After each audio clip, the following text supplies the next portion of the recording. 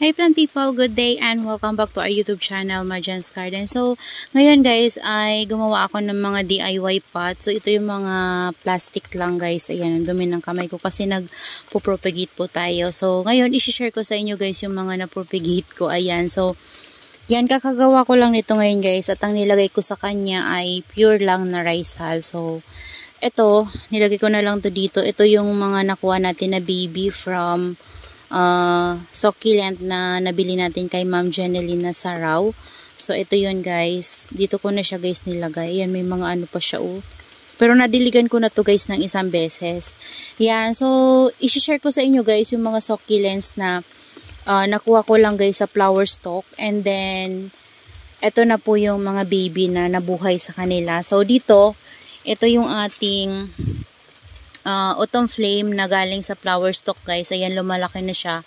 Ito pa yung mga leaves lang yan guys sa flower stalk na natanggal ko dati. Ayan. So, yung flower stalk na yun guys ay nandito. So, ito yun guys na flower stalk na yun. Yan, kinuhanan ko ng mga leaves. Ayan. So, matagal na tong flower stalk na to. So, yung dito sa top niya, yun yung humaba at yun yung tinanim natin. Ayan. Naging baby siya. So, tinanim ko na siya. Kinat ko. Tapos ito, in-air dry ko din ulit to guys. Tapos, tinusok ko dito sa pot na to. Ayan. So, ito magkakaroon ulit to ng babies. Yan. And then, ito naman guys, baby to ng aking red line. Ayan, dalawa siya. So, ito yung, pinagtamnan ko sa kanya yung, yung Star Margarina bottle. Ayan. And, ito pala yung nakuha ko sa top na yun guys. Ayan. So, ito naman ay baby na to guys galing sa flower stalk. Yung tumubo yan na baby sa flower stalk. Tapos dito, ito yung isa natin na flower stalk ng ating guys. Autumn flame. So, ayan. Meron na naman siyang baby na dalawa. Yan, dalawa. Tapos, ito meron pang isa. And then dito guys, ito pwede ko na itong kunin kasi tuyo na yung stem niya. Ayan. So, ito, flower stalk din to guys. Doon ko to kinuha sa kabila. Yan, kasi yung flower stalk, in-air ko, tapos tinusok ko rin. Ito yung pinaka-top. Yan, kumbaga yung dito guys sa top. Yan. Diba meron niyang top? Ito yon. Yan, kagaya niyan. Tapos ito, i-air dry ulit natin. After natin tong i-air dry ay, itutusok ko na siya sa soil. Yan, ganito guys yung ginawa ko. Yan, ito. Ito, ganito din yung gagawin ko. Hindi ko na maalala kung kanino to flower stalk. Parang si red line din to guys. Kasi yung red line natin, ang nakuha ko guys na baby sa flower stalk niya ay ito. Ayan, tinanim ko na siya. Tapos ito. Yan, ito yung mga to guys, mga cuttings lang yan. So, nagpaparami kasi ako guys nitong ating mga succulents. Yan, propagate. So, kailangan nating mag-propagate. So, ang ginagawa ko lang, yung mga ganito namin, kasi napakarami ko guys sa mga bottle na mga ganito, kasi panay bili ganyan. So, yung mga ganito, iniipon to ng papa ko. Yan, kasi plastic nga. So, lahat to nandun lang sa sako, nakatambak. So, kinuha ko, hinalukay ko yung mga bottle. So, marami pa nga dun guys. Kaso, kailangan talagang hugasan kasi stuck na talaga siya. Ito, hinugasan ko to lahat. So, ito lang muna yung nagawa ko. Yan, marami na nga to guys. And wala na rin kasi ako guys soil mix. Kaya ang nilagay ko talaga dito ay pure na rice hull. Yung fresh, tsaka yung bulok na. Yan, yung bulok na, yung mga nasa dati ko pang pot, yun yung nilagay ko. Sa top lang naman guys. And yung sa ilalim talaga nito ay fresh. Ayan. Fresh yan siya guys.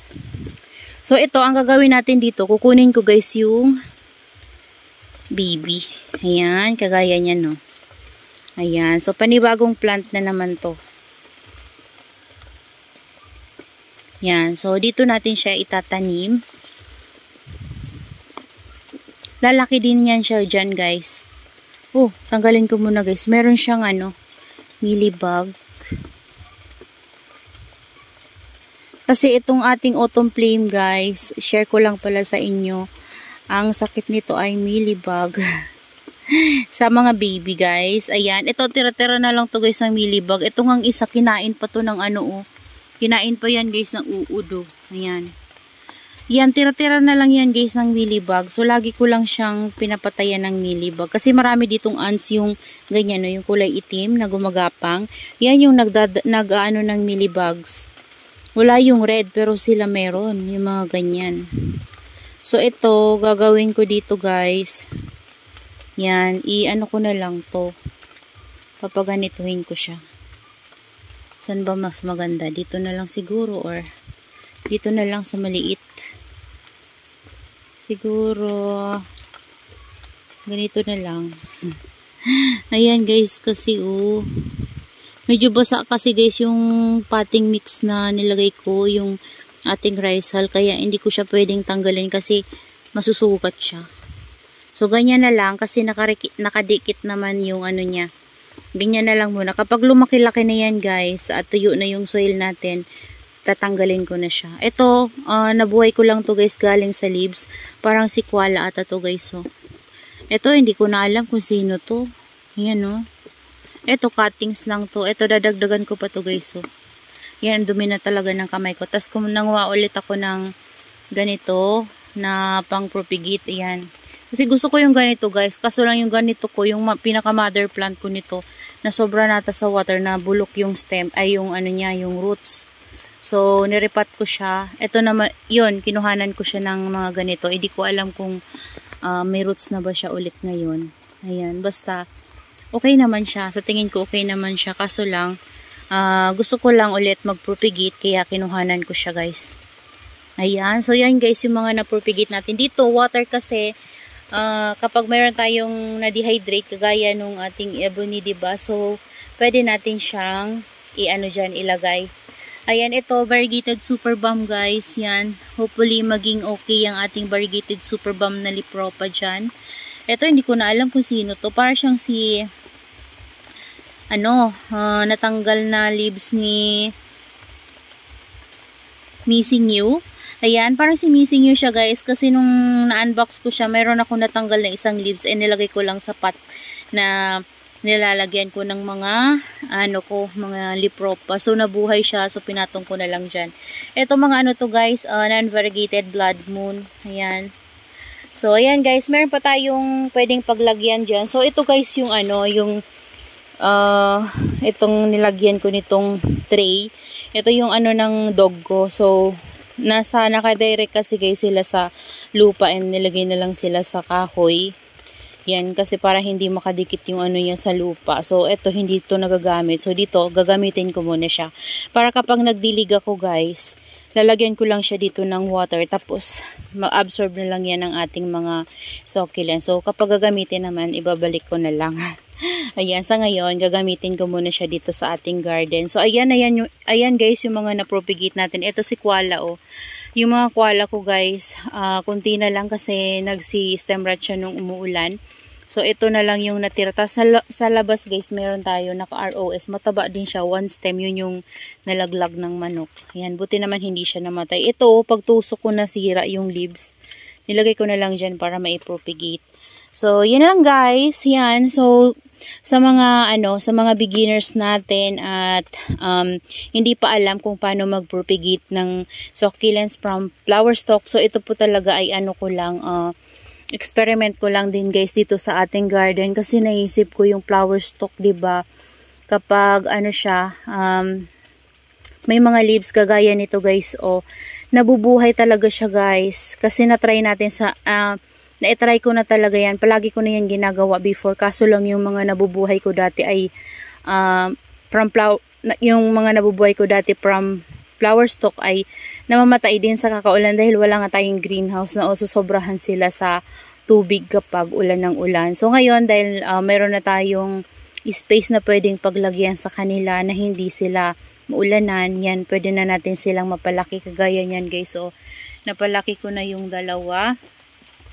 So, sa mga hindi pa nakakaalam sa pag-propagate ng succulents from flower stalk, so yung gagawin nyo lang po, ikakat nyo lang po yung flower stalk ng inyong succulents and then i-air dry nyo po yon. After nyo po siyang may air dry or kapag antayin nyo po silang mag-roots, yan, itanim nyo na po sila, itusok nyo na po sila sa soil mix. So, antayin nyo po yung maglabas yung ano nila, baby. So, kapag malaki-laki na yung baby nila, pwede nyo na silang kunin and then itanim nyo. Ayan, kagaya nung ginawa ko nito. Yan.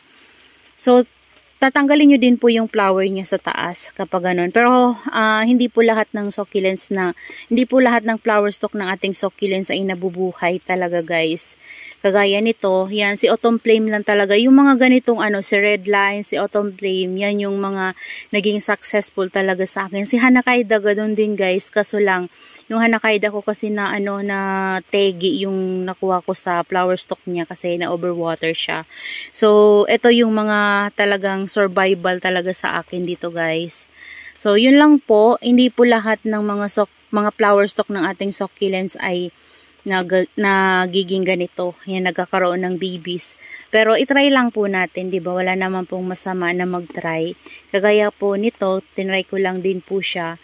Talagang naging successful naman. Kaya, ayan, mapaparami natin yung ating mga succulents from flower stalk. So, yung aking Autumn Flame ay nag-iisa lang yun, guys. Tapos, ngayon, meron na tayong, ayan. So, yung ating mother plant, guys, ng Autumn Flame ay sobrang laki na before. So, yun nga, no, nagkaroon siya ng flower stalk, diba? Dalawa yung flower stalk niya. Patuyo siya ng patuyo. So, ito yung isang flower stalk. Tapos, yung isa naman na flower stalk, yun yung pinakita ko sa inyo kanina. Yun yung kinuhanan ko ng top nito, oh. Ayan. So, yun yung flower stalk na nakuha ko sa mother plant natin before. So, kaya ginawa ko, napakatangkad na nung ating mother plant. So, kinat ko siya. So, medyo lumiit siya ngayon, guys. Ito, papakita ko sa inyo.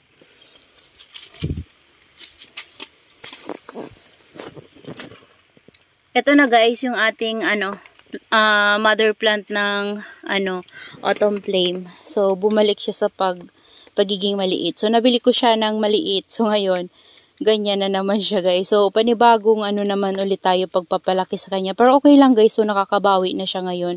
Kasi panay dry talaga yung leaves niya before nung nagkaroon siya ng flower stalk.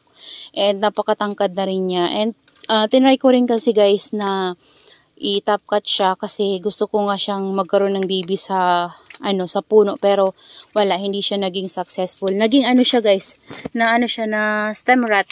Yan. Karamihan sa mga tinop cut ko, guys, hindi naging successful. Stem rot yung nangyari. Kahit hindi niyo po diligin, nagiging siya, na stem rot po talaga siya. So, medyo maselan yung ating ibang succulents from top cut. Yan. So, yun lang, guys, yung ma-share ko sa inyo ngayon. So, hindi lang po yung lipro pa yung way natin para makapagparami ng ating mga succulents. So, marami din po palang paraan para maparami natin sila. Yan, mag-experiment lang po tayo. Kagaya ng flower stalk, yan, pwede natin silang makuhanan ng mga new babies and new pups. Yan, and then, yan,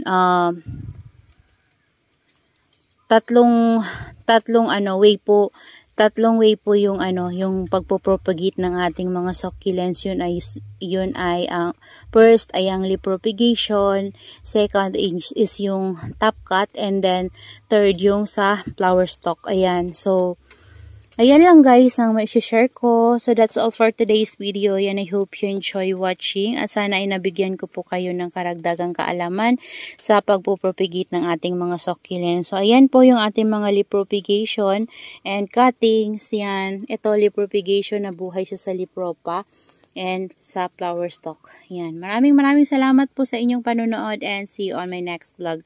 Happy gardening, everyone! Bye-bye!